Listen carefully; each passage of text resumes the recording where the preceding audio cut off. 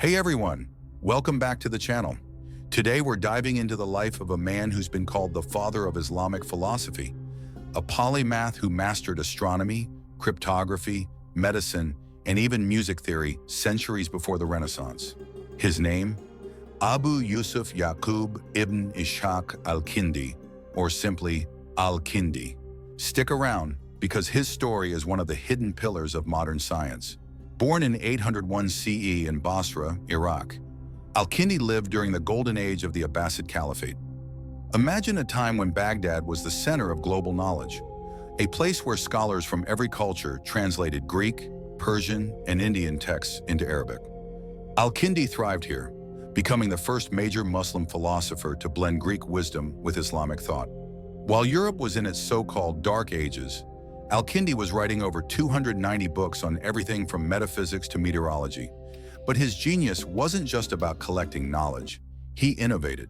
He argued that truth is truth, no matter its source, famously saying, "We must not be ashamed to admire the truth or to acquire it from wherever it comes." Let's break down Al-Kindi's mind-blowing achievements. Number 1. Cryptography.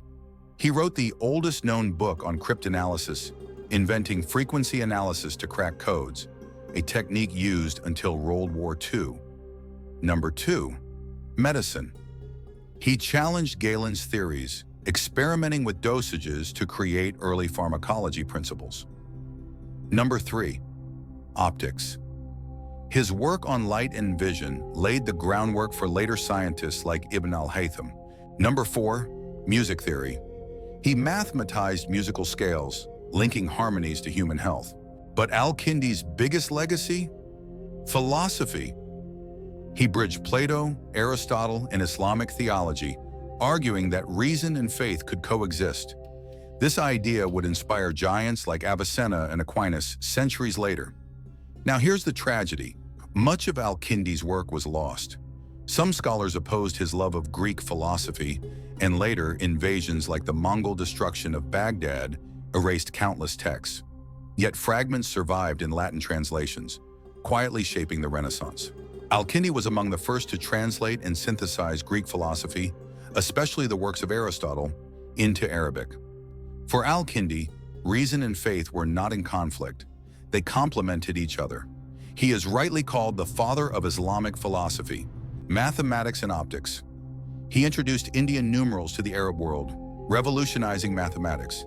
In optics, he studied how light reflects and refracts, paving the way for later thinkers like Ibn al-Haytham.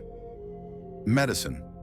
In his book De Gradibus, Al-Kindi applied mathematics to pharmacology, attempting to measure drug potency with precision.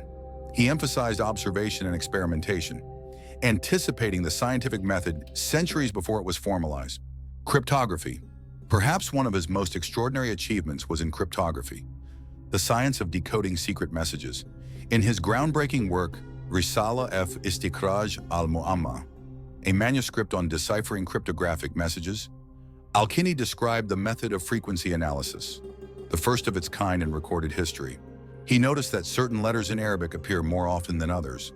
By comparing letter frequencies in a ciphered message with known language patterns, he could break the code. This was over 1,000 years before similar techniques were used in World War II. Al-Kindi's ideas became the foundation of modern cryptanalysis and cybersecurity. Music theory. Al-Kindi also made lasting contributions to music theory. He explored how vibrations and sound frequencies create harmony. He linked mathematical ratios to musical intervals, proving that music, like the cosmos, follows precise laws. Legacy. Al-Kindi's influence shaped both Islamic thought and the European Renaissance. Although later philosophers like Avicenna gained more fame, Al-Kindi laid the foundation. He was the bridge between ancient philosophy and Islamic scholarship. Think about it. Without Al-Kindi's translations, would we even have Aristotle today? His fingerprints are everywhere, but his name? Barely a footnote in most history books. Al-Kindi's story reminds us that knowledge has no borders. He's proof that curiosity and courage to question the status quo can change the world, even if history forgets you. So what do you think? Should Al-Kindi be as famous as Newton or Da Vinci? Let me know in the comments. If you enjoyed this deep dive into the Islamic Golden Age, smash that like button, subscribe, and hit the bell so you don't miss our next video on Ibn al-Haytham, the father of modern optics. Thanks for watching, and remember, stay curious.